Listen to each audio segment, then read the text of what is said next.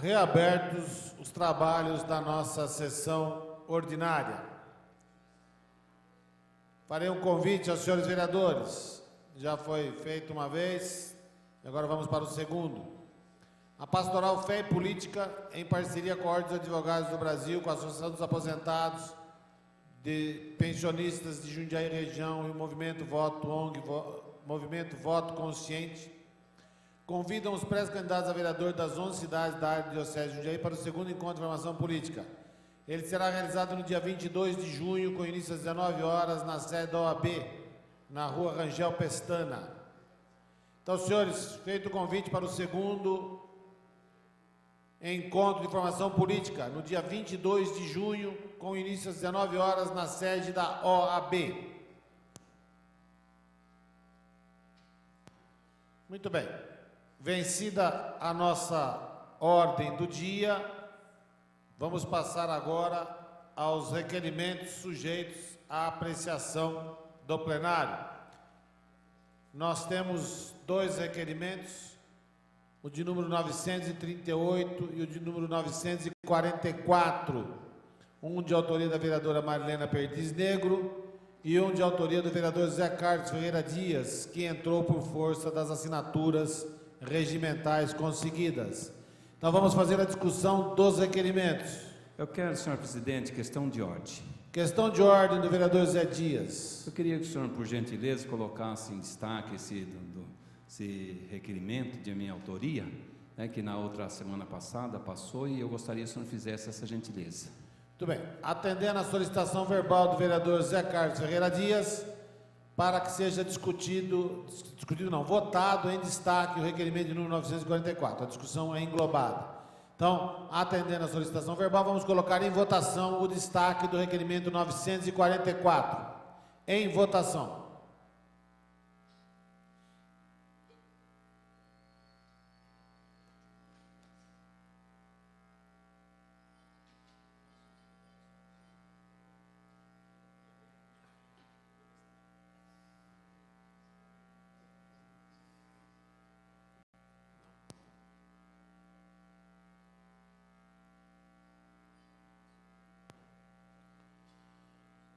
Com 3 vereadores votando sim, 8 vereadores votando não, 4 vereadores ausentes, essa presidência que regimentalmente não vota, está rejeitado o pedido de destaque do vereador Zé Carlos Ferreira Dias. Vamos colocar em discussão os requerimentos ao plenário. Com a palavra a vereadora Marilena Perdiz Negro.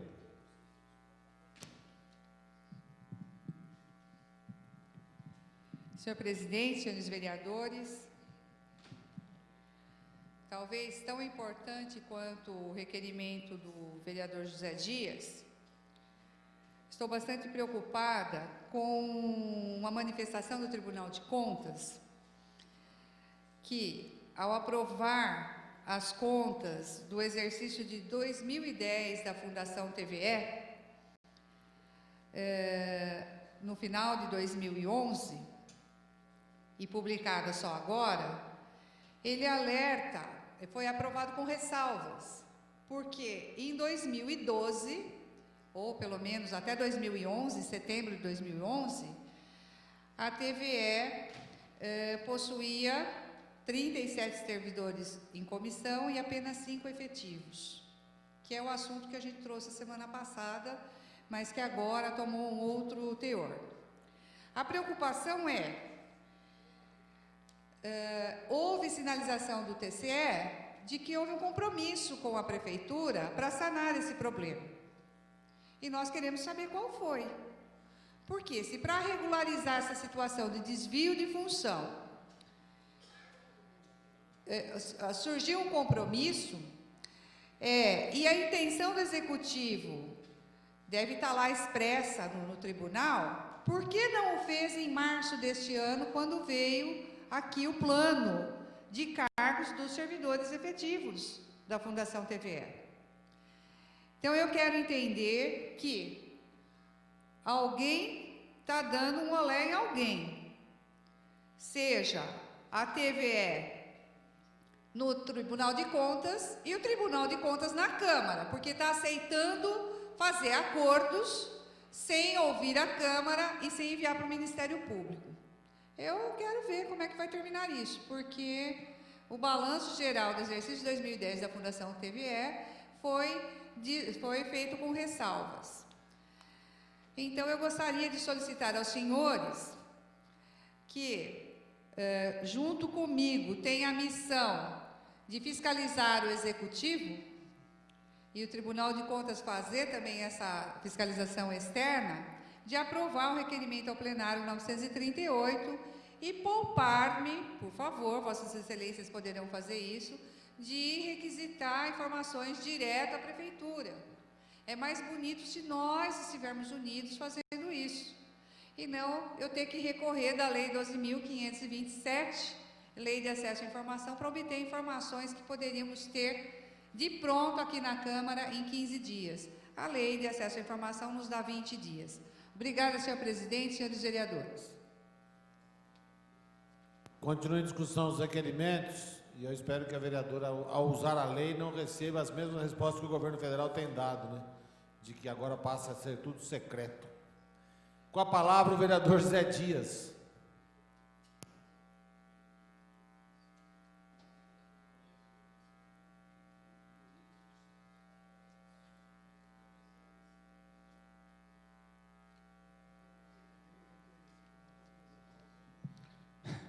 Senhor presidente, senhoras e senhores vereadores, público presente.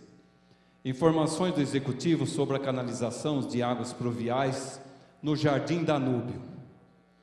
Considerando que o programa Saneamento para Todos envolve, entre outras obras na cidade de Jundiaí, a obra de canalização das águas pluviais das ruas do Jardim Danúbio, que, de acordo com a FUMAS, a Caixa informou que aguarda a contrapartida do município de Jundiaí para liberar os recursos para a execução desta obra do PAC 1, que a execução deste projeto está sob responsabilidade da FUMAS e que a população residente nesse bairro aguarda ansiosamente essa obra para resolver os problemas de alagamentos e invasão de águas pluviais nas casas do bairro. Eu acredito, senhor presidente, senhores vereadores, que o primeiro item, quais são as ações que a Prefeitura e a FUMAS estão tomando para receber os recursos do Programa Saneamento para Todos, PAC 1. Segundo, qual é a contrapartida necessária para a liberação dos recursos? 3. Qual é a previsão para o início das obras de canalização, drenagem de águas pluviais no Jardim Danúbio? 4. Qual é a previsão do término dessas obras? 5º item, quais os valores envolvidos nesse projeto? E 6º, último, quais as secretarias que estão envolvidas para complementação das obras de drenagem e recapeamento asfáltico no Jardim Danúbio? Então, senhor presidente, senhores vereadores, este requerimento é o requerimento de informações ao plenário 944. E, com certeza, senhor presidente, eu coloquei aqui essas informações porque bem pouco faço referente a requerimento, e esse que coloquei à disposição dos nobres companheiros, com certeza não foi aprovado, mas mandarei esse requerimento para que o prefeito possa dar uma resposta, né, como outros da casa que nós enviamos, para que eu possa levar a conhecimento daquela população que nos cobram todos os dias. Senhor presidente, senhores vereadores, essas são as palavras do vereador Zé Dias. Muito bem. Continua em discussão os requerimentos ao plenário, de número 938 e 944. Não havendo mais quem queira fazer uso da palavra, em votação os requerimentos.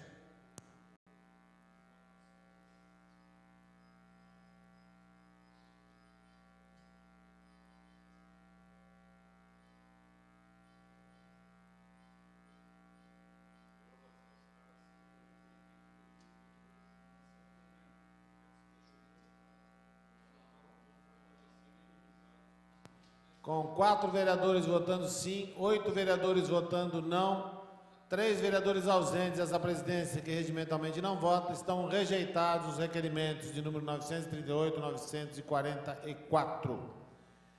Vencida a nossa ordem do dia, esta presidência solicita aos senhores vereadores que registrem a presença para darmos início ao grande expediente.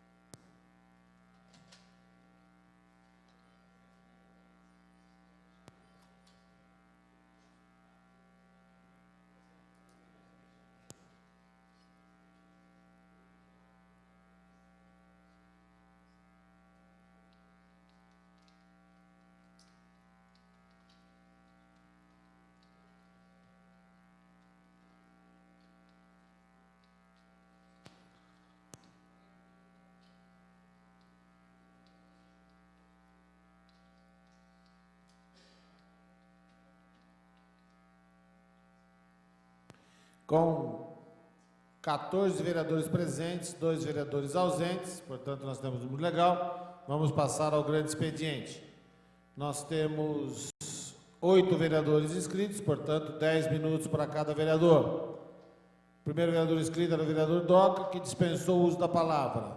Portanto, o primeiro vereador inscrito passa a ser o vereador Fernando Bartos.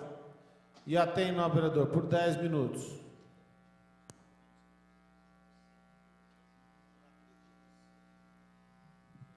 Senhor presidente, senhores vereadores, público aqui que nos acompanha, eu pedi a palavra no grande expediente para fazer um pequeno comentário a respeito de 3 assuntos que ocupou a agenda deste vereador nesses últimos dias.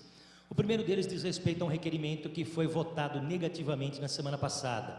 Eu solicitei um requerimento ao plenário para que o prefeito me informasse quantos e quais foram os pedidos protocolizados de alvará ou de diretrizes junto à Serra do Japi, até por conta da votação da lei que congelou os empreendimentos lá pelo prazo de 5 anos. Então, solicitei, e estou reiterando essa solicitação desta feita através de ofício, para que eu tome conhecimento e repasse à população, inclusive para fins de acompanhamento nesta casa, se de fato todos aqueles pedidos protocolizados, antes da data da vigência da lei, porque a lei não pode retroagir, que andamento eles vão ter junto à Prefeitura Municipal. É muito importante a gente saber a quantidade e a qualidade dos pedidos formulados, daqueles protocolizados na Prefeitura, para fins de acompanhamento aqui nessa casa. Então, o pedido nosso de requerimento ele foi rejeitado, no entanto, é uma decisão política que nós temos que respeitar, mas, no entanto, eu vou insistir e vou solicitar via ofício ao senhor Prefeito Municipal que nos informe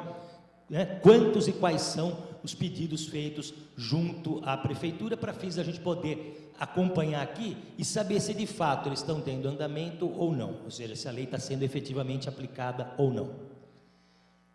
O segundo deles também eu fiz através de ofício com relação a informações do andamento das obras todas de transposição da Ponte São João, aquela obra de ligação do centro da cidade com a Zona Leste, que pelo andar da carruagem, pelo aquilo que se pode ver fisicamente, a obra está muito longe de ser concluída. Eu quero crer que ela não vai, eu acredito que ela não vai, por completo, ser concluída antes do final desse ano, sem dúvida nenhuma. E é uma obra muito importante, porque a Zona Leste da cidade, que é a zona que mais população tem, de toda a cidade de Jundiaí, é lá que existe a maior concentração demográfica, tá certo?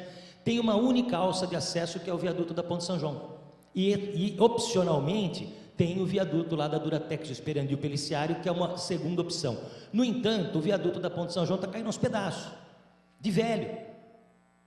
A sua estrutura já não suporta mais a fadiga que o material encontra lá. Tanto é assim que, recentemente, ele passou por uma obra de reforço, por conta, infelizmente, de gente sem consciência que, passando debaixo do viaduto, usa ele como banheiro e não como transposição. Isso corroeu o ferro, corroeu o cimento, que foi obrigado a Prefeitura, numa condição de emergência, a fazer um reforço das pilastras, sob pena de ruir o viaduto. Então, é um viaduto que está velho, que talvez pudesse comportar uma reforma, mas, sobretudo, as obras de transposição já tão alardeadas e tão esperadas pela população daquela parte da cidade, ainda não aconteceram. Nem o túnel, tampouco o viaduto que se propalou, que se disse por aí, seria construído o mais breve possível. Nós entendemos, sim, que existe ou que pode existir o atraso, sem dúvida nenhuma, né? A chuva, por exemplo, pode atrapalhar as obras, mas durante 4 anos, né? E já prometido nos 4 anos anteriores dessa administração, a obra ainda não saiu, e isso nos preocupa bastante, porque na condição de vereador eleito, principalmente por aquela parte da cidade, o vereador Zé Dias me acompanha nisso também, porque a expressiva votação que o vereador teve lá, as pessoas nos cobram diariamente, e nós não sabemos dar explicação do andamento. Quando é que finalmente vai sair? Ah, mas olha, demorou muito a desapropriação, tivemos que negociar, tudo mais tal. Mas quem não sabe que a desapropriação é assim? Todo mundo sabe que gera polêmica. E hoje, com a lei de responsabilidade fiscal, tornou-se algo mais equilibrado. A lei de responsabilidade fiscal obriga o administrador público a indenizar. Antes não, antes o coitado, o pobre coitado que viveu a vida inteira para construir sua casa, se via diante de um processo de desapropriação, depois tinha que brigar na justiça por mais de 20 anos para conseguir reaver uma parte daquilo que seu patrimônio valia. Quer dizer, o poder público, pelo seu poder de império, se sobrepunha ao menos relevante interesse individual e com aquela força, como se fosse de um trator, passava por cima do particular, deixando o pobre coitado que trabalhou a vida toda no prejuízo, com a finalidade ou sob a égide de estar construindo algo que é coletivo. Hoje as relações estão melhor equilibradas, hoje a indenização tem que se dar num determinado prazo, tá certo? E dentro de alguns ditames legais de valor. Então até aí tudo bem, mas quem não sabia que esse processo naturalmente ele é doloroso? No entanto, deixou-se para tomar as providências agora, não sei se talvez por conta das eleições, ou seja lá algo parecido, até porque a legislação não permite mais a participação sequer de vereadores ou candidatos na inauguração de alguma obra pública. Quer dizer, então, perdeu a finalidade, né, de você inaugurar a obra perto da eleição com o fito de ali mostrar serviço e eventualmente cooptar votos para a sua candidatura, tá certo? E o último assunto, esse eu venho batido insistentemente na tecla. Esse aqui é um assunto que parece besteira, mas eu tenho insistentemente reivindicado providências. Desde agosto de 2011, a Prefeitura Municipal não tem mais contrato com uma empresa para a confecção de placas toponímicas, placas de indicação de rua. Aquelas de sinalização de trânsito é outra conversa, isso já é de competência da CETRANS, mas eu digo placa de indicação com nome de rua. Tá? Eu sempre contestei a qualidade do trabalho prestado pela empresa que anteriormente havia vencido a licitação e que depois de agosto de 2011, com o vencimento do contrato, não se abriu outra licitação. A qualidade do material aplicado está muito distante de ser pelo menos aceitável, por conta dela dispor inclusive de regras internacionais, fundo azul, letra branca e tal, mas através de adesivo e não de pintura eletrostática. O adesivo naturalmente sofre a ação das intempéries e por conta disso ele se descola. Existem bairros todos na cidade que você não tem indicação de uma rua sequer, em que você não consegue chegar ao seu endereço se não parar o seu automóvel e perguntar para algum morador, que às vezes tem dificuldade inclusive de te indicar também. Por quê? Porque a placa só tem o fundo azul.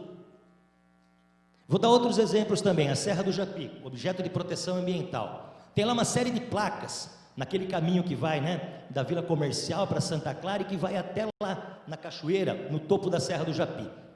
Fala-se hoje na possibilidade de visitação através de uma licitação que a Prefeitura Municipal está abrindo aí para contratar uma empresa que vai monitorar os passeios. Eu acho absolutamente perfeito. A Serra do Japi ela tem que ser protegida, mas não com uma cerca e ninguém poder estar lá dentro. O ser humano, o cidadão jundiaiense, quem vem de fora também, tem todo o direito de visitar a beleza natural, desde que dentro de certas regras condicionando o seu comportamento. Jogar lixo, fazer churrasco, andar de moto, nadar na cachoeira, nada disso é permitido, desde que a visita seja o quê? Monitorada, seja acompanhada por profissionais que sabem o que estão fazendo e que, portanto, têm o direito e o dever de orientar o cidadão nessa visitação. E o exemplo que eu dou é o seguinte: todas as placas de aviso na Serra do Japi estão danificadas ou parcialmente danificadas. Danificadas que eu digo é o seguinte: as letrinhas caíram tudo, elas escorregaram da placa. A chuva vem, lava e ela vem escorregando. Tem placa que você consegue deduzir o que está escrito por conta de você imaginar partes das frases ou parte da sequência, né?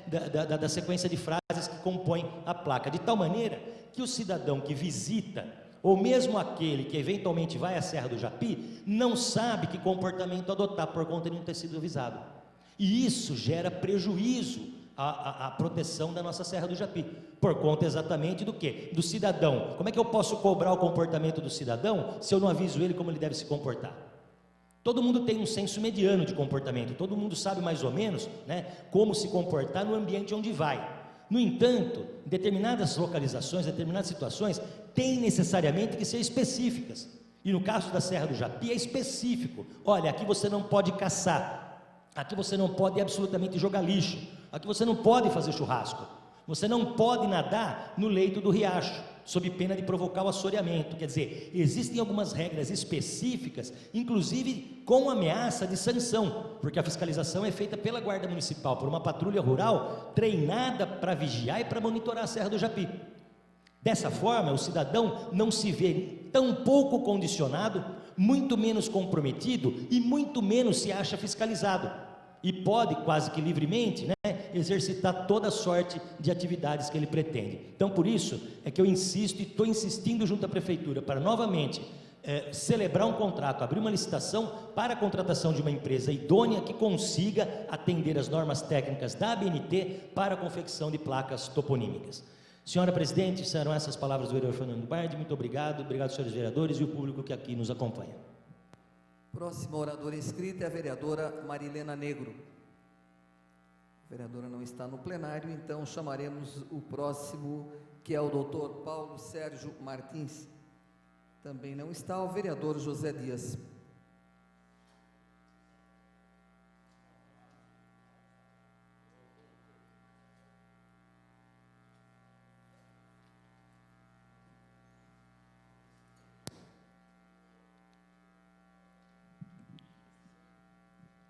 Senhora Presidenta, senhoras e senhores vereadores, público aqui presente, falando um pouco dos trabalhos do vereador Zé Dias na cidade de Jundiaí,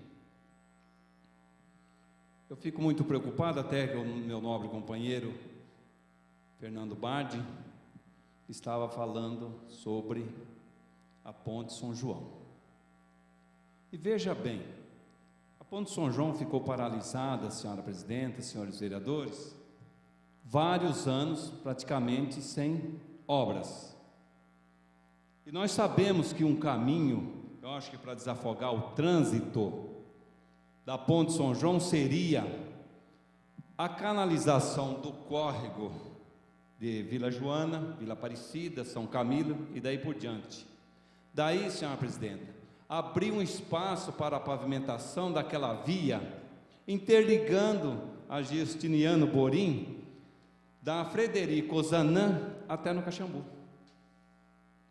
Então, a dificuldade para canalizar esse córrego, vai na CETESB, não pode canalizar, porque não pode fazer a canalização com aduelas, porque não sei o que tem, porque o meio ambiente vai tirar a vegetação. Vegetação do quê? Lá não tem mais nada. Rapadão só, vereadora e presidente desta casa.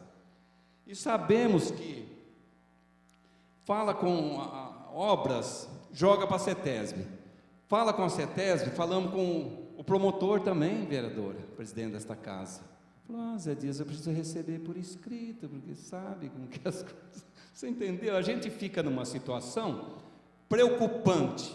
E até mesmo constava, senhores vereadores, numa placa no terminal Vila Arens, esse córrego de Vila Joana no mapa do PAC 1 para a canalização do mesmo. PAC 1 já foi, vem vindo aí o PAC 2, o 3, daí nós estamos quase PAC meia dúzia.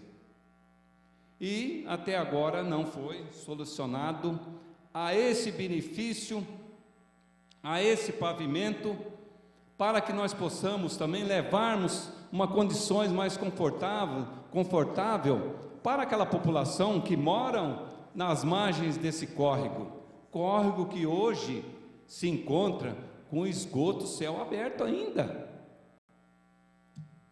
Eu acho que as autoridades deveriam, não tem sigla, gente, não tem partido, vamos fazer aquilo que é bom para o povo, e tudo bem. Não pode canalizar o córrego com aduelas, o córrego ser canalizado com aduelas porque vai ficar fechado. Faz o tipo calha, como o rio Jundiaí, está solucionado, está resolvido, mas um empurra para um lado, outro empurra para o outro, e os anos vai passando. A primeira canalização desse córrego, na parte alta do São Camilo, foi canalizada em 1992, 100 metros aproximadamente, e até hoje, 20 anos, não foi canalizado o restante desse córrego para que tivesse uma avenida favorecendo o trânsito de Ponte São João, de Vila Aparecida, Caçula, enfim, todos esses bairros estão interligados ali.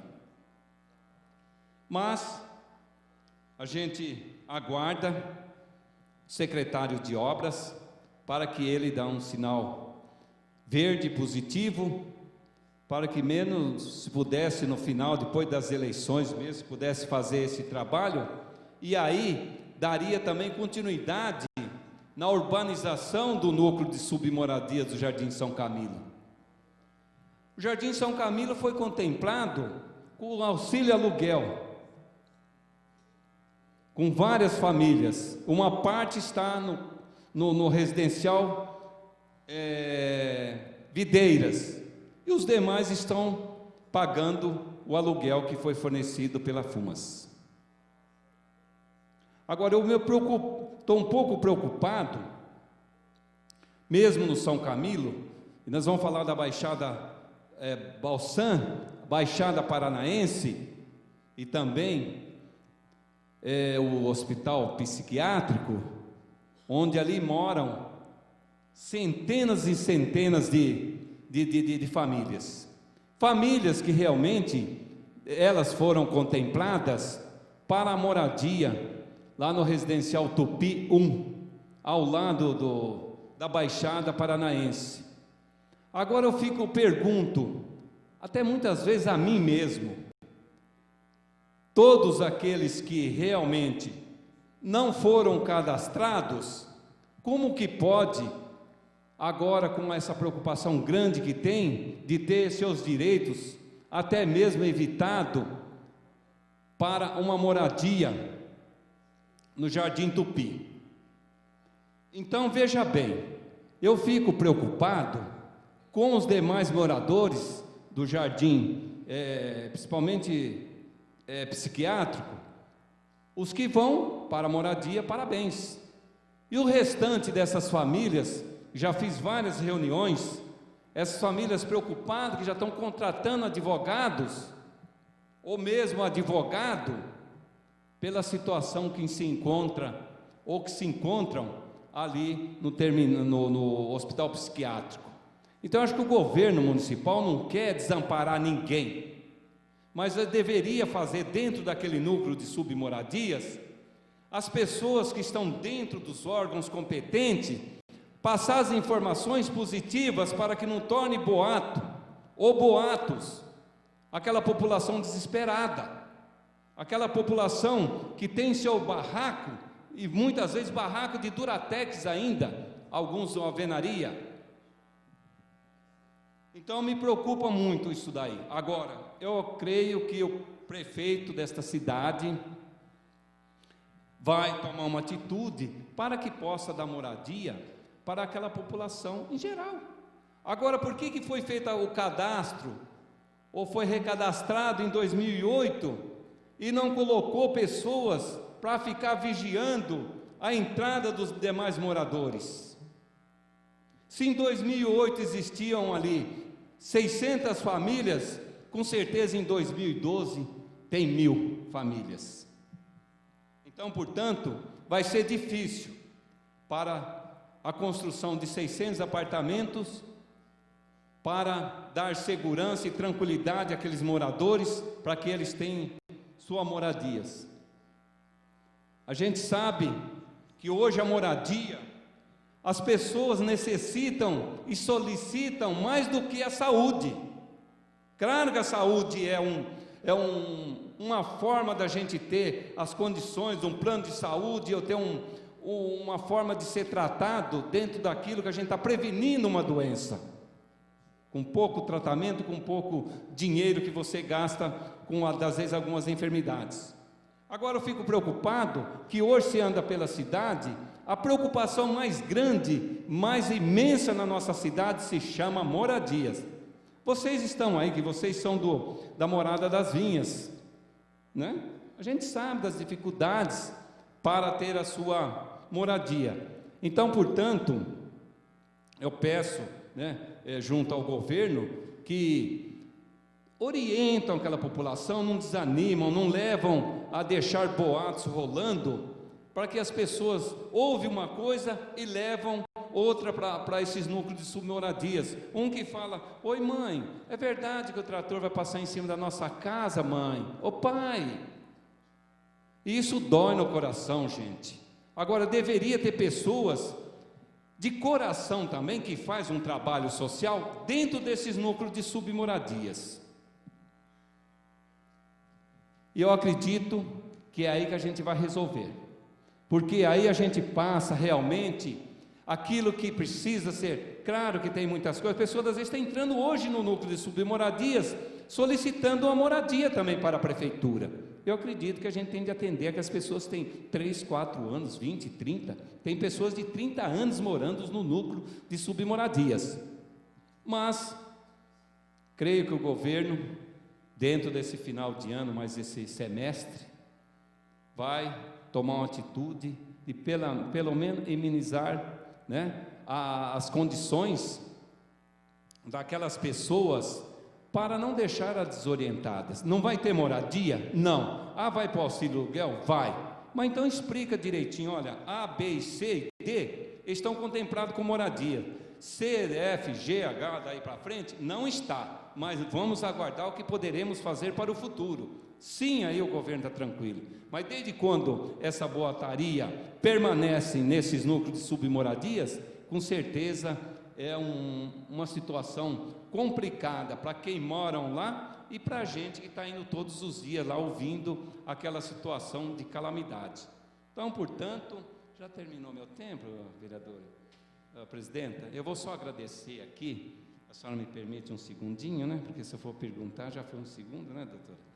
Eu quero aqui agradecer a todos aqui que estiveram presentes nesta manhã, agradecer a Deus por mais essa oportunidade, uma sessão assim tranquila e com bons resultados referente aos projetos que foram votados nesta manhã, entrando nesta tarde. E eu quero agradecer também todos os funcionários da Câmara Municipal, funcionárias, Jorge Haddad, diretor desta casa, e com certeza as minhas palavras, junto com os demais vereadores, para que nós teremos sempre sessões na qual essa que foi hoje praticamente já estando quase terminando, com toda essa calma, com toda essa tranquilidade. Senhora presidenta, senhores vereadores, essas são as palavras do vereador Zé Dias. Muito bem, não há mais oradores inscritos, então eu peço aos senhores vereadores e à vereadora que registrem a presença para que possamos encerrar os trabalhos desta manhã.